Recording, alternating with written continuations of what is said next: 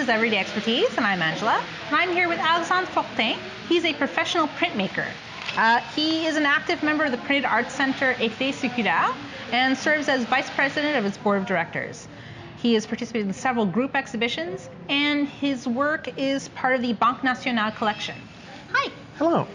So let's start with what is printmaking for people who don't know what it is? Well, printmaking is anything that has to do with 2D art. Actually, any image that's printed in any way on paper, wood, any types of surface, really. So most people will be used to seeing it day to day in photocopies or inkjet printers. But there's also old school methods of printmaking that has to do with plates that had been acid etched or engraved, or screen printing, which uses giant masks to print out ink. There's many various forms of printmaking. Yeah. So you practice a particular type of printmaking called mokuhanga. What is that? Well, mokuhanga is it's a Japanese term. It literally means wood printing, because the surface on which the image is reproduced is wood, and it's then inked and then hand printed on a surface, which means that the paper is pressed into the inked block and the image is reproduced. Then several blocks are used to get a total image, as in the image is separated in different sections of different color. So how did you get started in printmaking?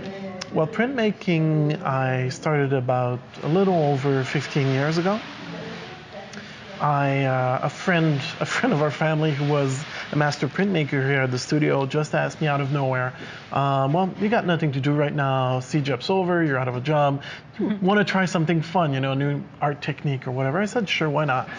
And within a week, I was kind of hooked, because it felt a lot like comic books. A lot of the art in printmaking is line-based, which means your entire structure, your entire image is based on proper line work to begin with. And I thought that felt a lot like comic books, and I adore comic books. So I was like, I think I can make something interesting out of this. And I started practicing. I came like every week, every time they had an open workshop, and I took some classes, and I kind of, one thing led to another, and me staying 15 years here. And kind of like being hooked completely. That's great. So this show's very much about process. Yes. So can you walk me through the process of a printmaking piece, like from conception to finished product? Sure. Depending on the method, there's different techniques, but most of the time, you could say there's 3 steps, which is the preparation or illustration. I'm talking about, for something like, say, mokuhanga, which is very old school, you have to do a lot of pre-planning first. So you do your drawing, which means that you do, in that case, all the line work. You decide which element goes where, and then you do a color separation, which is a lot like a comic book, where you do your line work, then you do your colors. And once you've planned where everything is going to be, you start carving the wood. And the wood is going to basically, well, since it's what's called a relief print, anywhere that there's wood, there's going to be an image, because the ink is going to stick to it. And any part of the wood that's been carved is going to be white, because there's no color that can be deposited there. So you basically, in advance, decide of the entire image, separate the colors in reverse, exactly. And then you print it out. It's like the 3 steps. Other techniques, they're different, and a lot of people in printmaking like to do abstract art, especially contemporary printmakers, and oftentimes they'll experiment directly on the stone or the plate or the block, and not improvise, but try out more textures and try out more to get a feeling instead of a proper illustrative image, for example. Yes, but really, planning, execution, printing. Planning, execution, printing. Exactly. Remember that. So, who would you say are your major influences? Oh boy, that's always very vast. But I would say, what inspires you? What inspires me in my work is movies, in comic books, in anime. I'm a huge fan of Japan. I've always been. I actually went twice to Japan to do artist residencies to learn the technique of Japanese woodblock.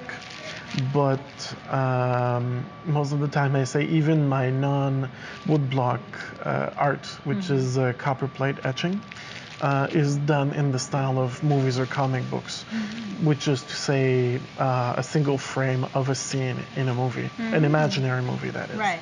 So any filmmaker, I'd say Ridley Scott, Akira Kurosawa, and in terms of comic book artists, Katsuhiro Otomo, the inventor of Akira, and the author of Berserk, Miura, I think his name is.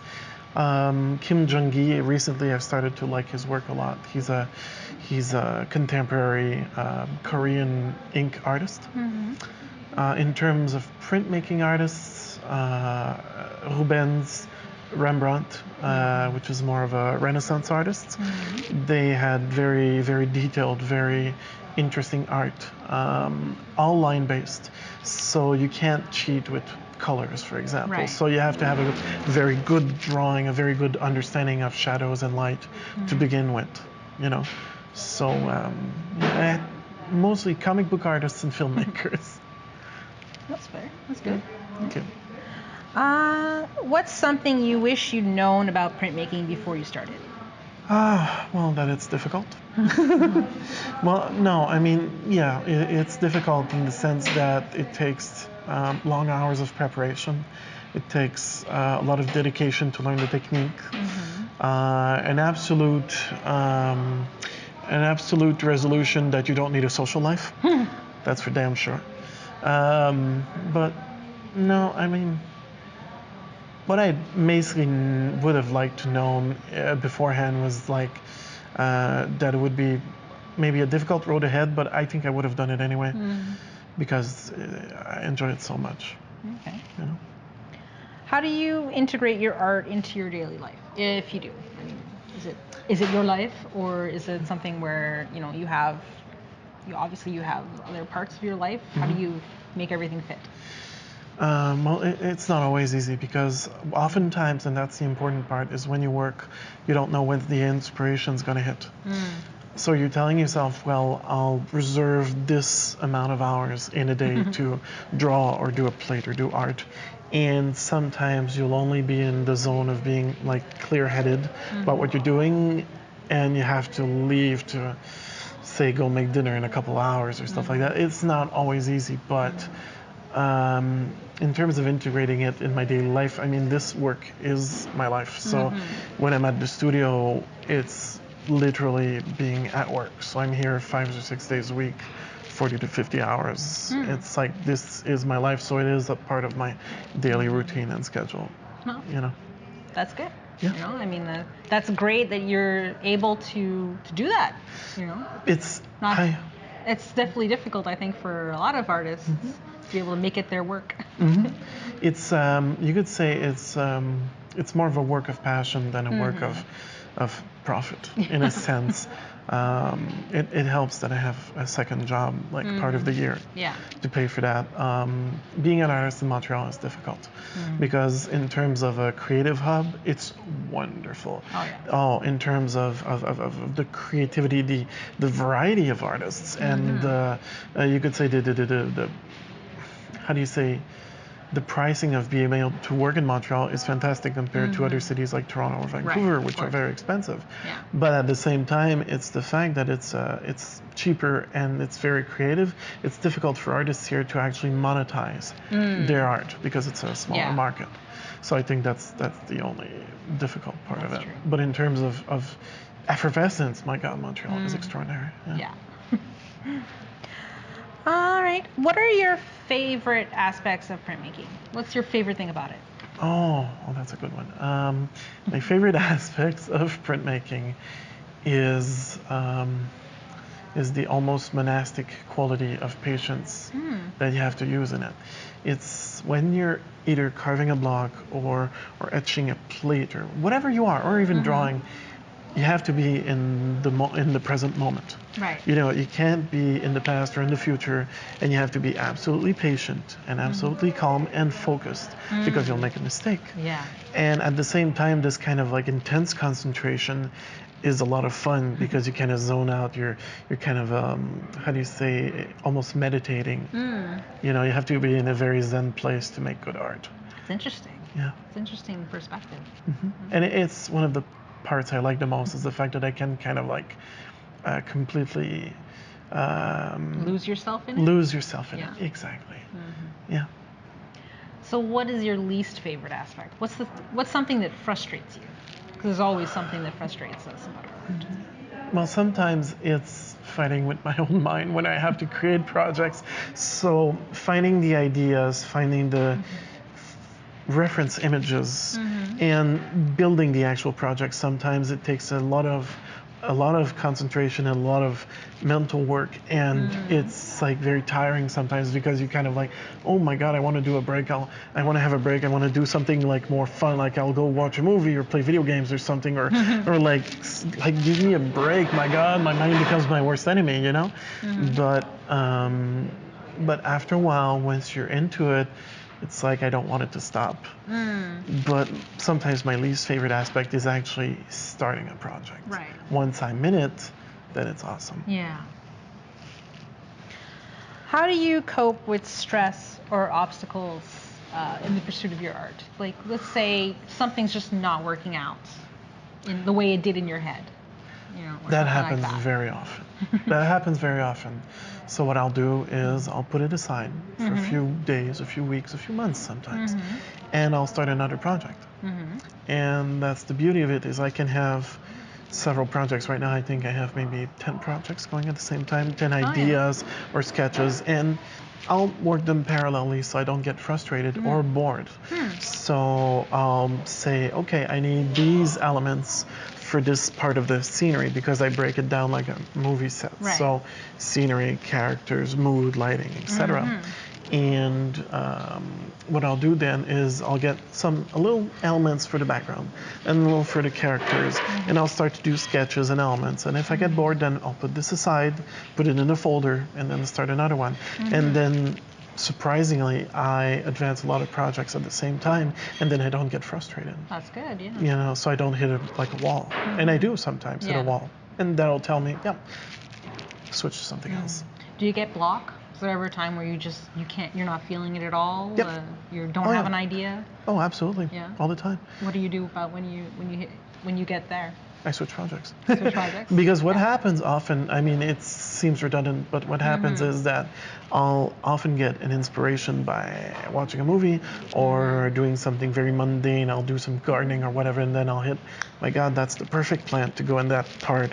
Or I'll just get a couple of days of good sleep, and then it won't seem so bad anymore. Right. But yeah, that's often how I cope with block. I put it aside a little bit. I say it's still a good idea, it's still a good project, and then I'll try something else. But once in a while, I'll hit something and I say, well, this sucks completely, and I'll just forget it. It happens once in a while. Or I'll actually go through the whole process, finish it, look at the plate, and then decide, no, this isn't working out. And, it happened to me a few times. Yeah. Have you ever had to completely scrap a project? Scrap it?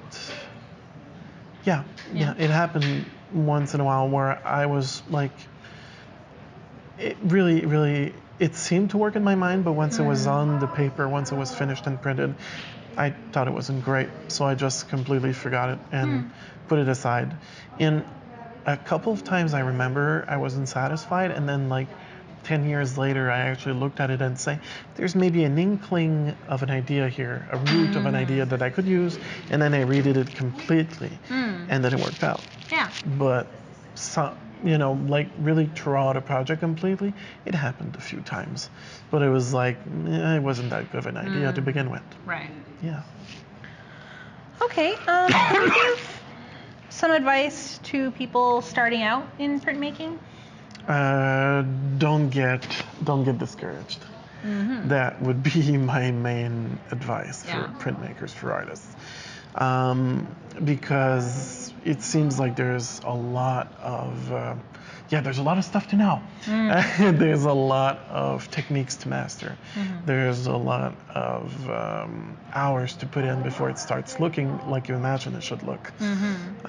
So the best advice is really not to get discouraged, and remember why you're doing it in the first place is that you're having fun, you're enjoying it.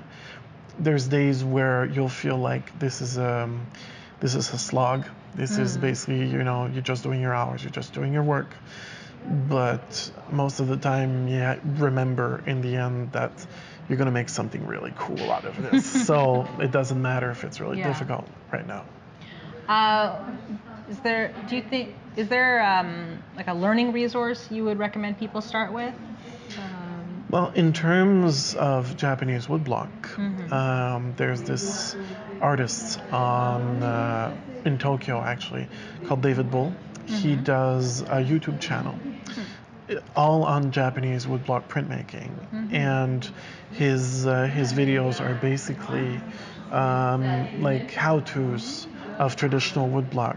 So before I even went to Japan, I looked at his channel to learn, get a feeling to how it's done and everything. That was my resource for Japanese woodblock.